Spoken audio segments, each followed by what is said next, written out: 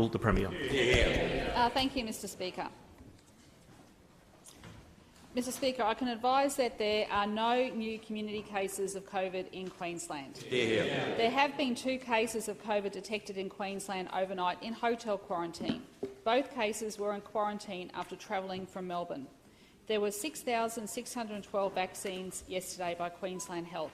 I'm pleased to say that now 86.27% of Queenslanders have had at least one vaccination and 76.08% are now had 2 doses. Mr Speaker, if there is one thing we can predict about coronavirus, it is its unpredictability.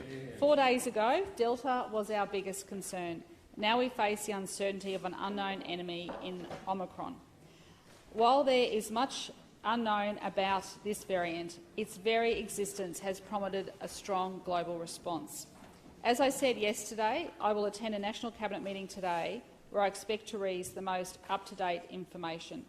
Our plans to allow quarantine-free interstate travel for fully vaccinated people have not been affected.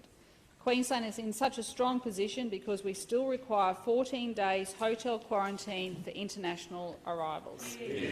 Our cautious and measured approach means anyone who has recently arrived from countries where it is circulating is already in hotel quarantine in Queensland. I'm proud that Queensland is on the way to being fully vaccinated. Our most recent Super Schools weekend was an outstanding success, adding 6,784 to those vaccinated.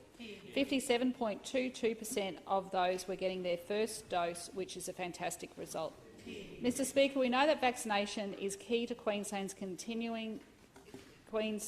We know that vaccination is key to Queenslanders being protected in our community and towards our economic recovery. But there is still more we can do to protect Queenslanders, especially for those most vulnerable.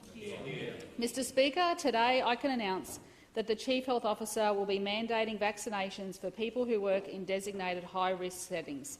This includes mandatory vaccinations for school, staff and workers in both state and private schools. We are taking this strong action to protect vulnerable Queenslanders. It is action that is consistent with other states and territories such as New South Wales and Victoria. If you can't be vaccinated, we want to make sure those around you are vaccinated. If you are in a high-risk group, we also want to make sure those around you are vaccinated. If you are at a high risk of coming into contact with someone who has the virus and passing it on to others in our community, we want to make sure you are vaccinated.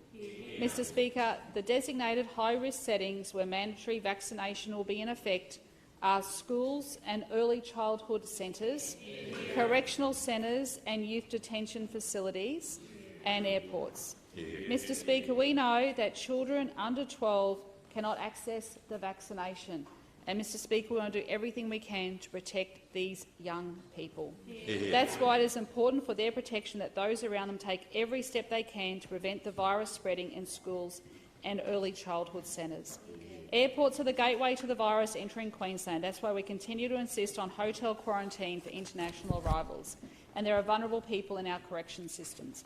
Mr Speaker, from December 17, workers in these settings were required to have at least one dose of the vaccination. Workers will need to be double-dosed by January 23, especially in time for the start of the new school term. Mr Speaker, our strong measures are over and above the vaccine mandates for Queensland's police officers and health workers.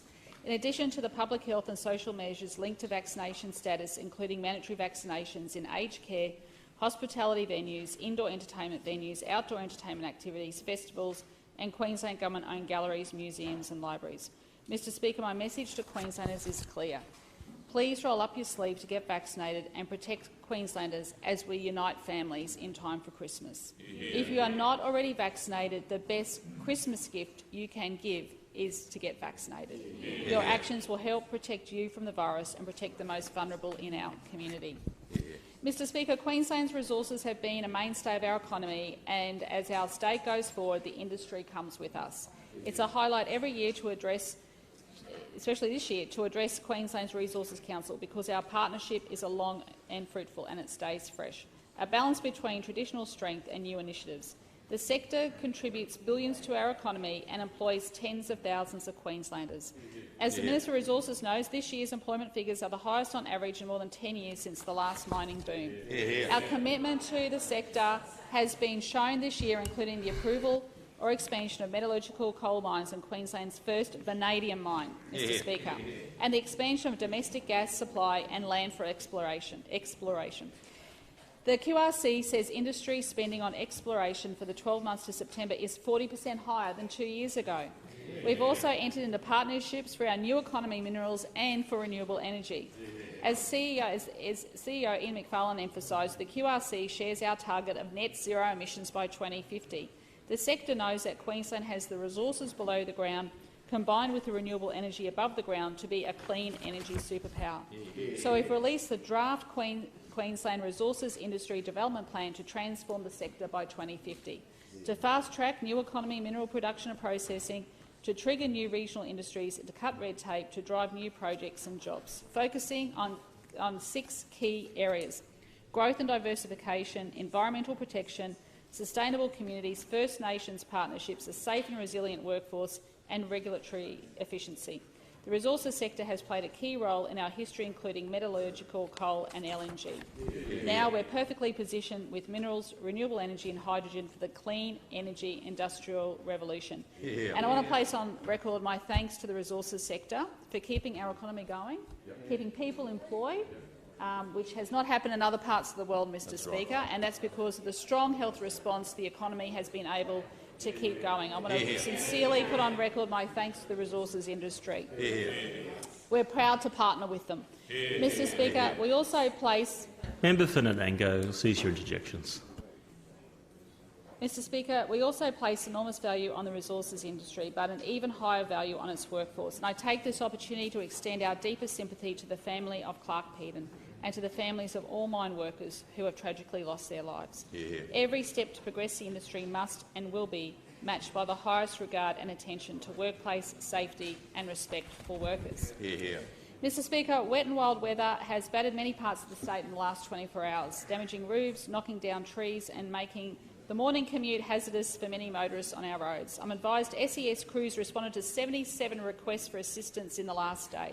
The Central and North Coast regions were the worst affected areas, with a small number of requests in the Brisbane South East and South West regions.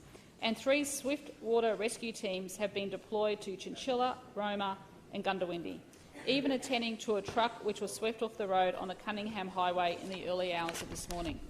Mr Speaker, the Bureau of Meteorology predict plenty more wet weather to come before the week is out. We're expecting significant rain in the south-east over the coming days, along with heavy rainfall and thunderstorms in other parts of the state, including the North Coast and southwestern regions. With catchments swollen due to recent rainfall, this means that localised flash flooding will remain a threat throughout Queensland over the next week. Mr Speaker, if this pandemic has taught us anything, it's that when the going gets tough, Queenslanders get going. I encourage all Queenslanders to prepare for storm season now. Look out for weather alerts on the Bureau of Meteorology website and contact the SES if you need assistance, and remember, if it's flooded, forget it. And finally, Mr Speaker, I'd like to offer my condolences to the family of Keith DeLacy, who passed away last week, and pay tribute to his service to Queensland. He was a member of this parliament for 15 years and, of course, was Queensland's treasurer from 1989 until 1996. We will always remember the reforms of the Goss government during those historic years and the role that Keith played. I also note, Mr Speaker, that he was a big champion for the far north of our state, for Cairns. Mr Speaker, I also note that former Speaker Jim Forrest was farewelled yesterday at the Greek Orthodox Church at South Brisbane, and I also extend my sympathy to his family and to acknowledge his service. We will have further opportunity in this place to acknowledge the passing of both former members and pay respects to their service, along with the late former member for Maryborough, Bob Dolan. Mr Speaker, I also take this opportunity to mention the passing of former Beaudesert Mayor Joy Drescher. Joy will be well remembered for her service and dedication to the Beaudesert Shire, now the Scenic Rim Regional Council. I offer my condolences to her family on behalf of the government and this parliament. I call the Deputy Premier.